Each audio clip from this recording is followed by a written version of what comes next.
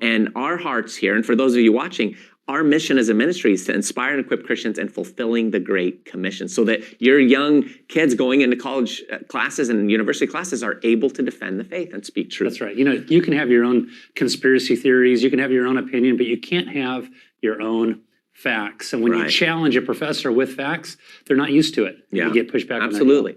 Now, friends, we can talk about the negative aspects of the college campus, and there are many, but the positive aspect, as Ray alluded to earlier, is that we can take the gospel there.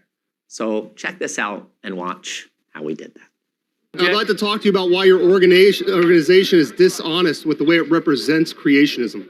Yeah. So what is your worldview? In order to answer your question, I need to understand your foundation. What do you think happens after we die? I don't know. I've never been dead before. All right. Wait. And therefore, you're not qualified to say either. I'm just being real with you, man. It's not fair to say what you don't know, and you don't know that. So neither do I. So, well, you don't know what I know, and you don't need to die in order to know something. Well, have you been dead?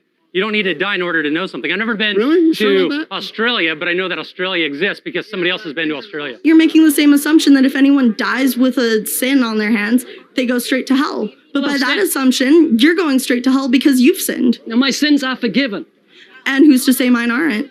This is strictly your word against mine, however. Are you trusting in Jesus for forgiveness of sins? No. Well, your sins aren't forgiven. But how is it letting murderers, rapists, say, for example, Hitler come here, kill all these millions of innocent people? Are evil. But then God creates them and he knows everything they will do. He didn't but he lets them. He didn't create them evil. He created them good and they turned. Do you think Christianity is right and every other religion, such as Islam, Buddhism, Hinduism, Taoism, all those are all wrong? I would say Christianity is true because of its foundation. It almost seems like Christians are trying to save other people, but why can't I just kind of do my own thing? Like, you know, I don't necessarily need that forced upon me. I totally get that. I used to be right where you are. But the nature of a Christian, the nature of someone who has been born again and been given a new nature, part of that nature is we actually care about other people. Now, do you believe hell exists, Bernadette?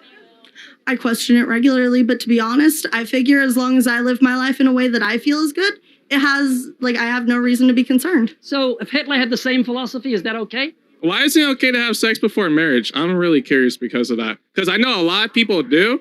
Do you have sex before marriage? I did. And because of that, I deserve to be punished. That's why I needed a savior. My sexuality is bisexual. And my dad is very heavy Catholic Christian, whatever. And he always says, oh, we need to get you cured of that. God wasn't meant to create that or whatever. So why had God allowed me to be that way if that is such a abomination? He said, I forgive you, go and sin no more. Do gays go to heaven? Any person who's gay can go to heaven if they turn from their sin and trust in Jesus Christ. If I was to go into the presence of God on Judgment Day and he tells me, would you regret anything you have done? I don't regret nothing I have ever done. Yeah. You've seen everything I've done. You had the power to change some of the stuff I was doing.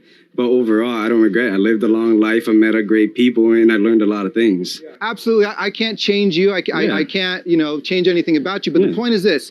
Every person does have their own path to God. And when they get to God, God judges them based on whether or not they're righteous. The only way to get past that judgment is by us putting his faith in the death and resurrection of Jesus Christ. I'll agree with you. All roads lead to God, but then you get judged, and that's the problem. This life is not it. This life is temporary. That is a horrible, suffering kind of thing. It's injustice, but it's all going to end, and God's going to straighten it all out and bring his justice. And are you going to be a part of it or not? And that's what we're here about. God's saying there's more to it than just what you're seeing, the injustice that you're seeing here. I mean, who would believe silly Bible stories? Noah's Ark, Jonah and the whale. Anyone with any intellectual dignity wouldn't stoop to believe those stories. But that's the wisdom of God, because it takes a humble heart to believe the stories of the Bible. But we're here as a direct obedience to go into all the world and preach the gospel to every creature. Jesus told us to do that. So we love people enough to do that. And I'm kind of here to praise you, because you're just kind of staying there and you're giving answers back. And I want to applaud you for that.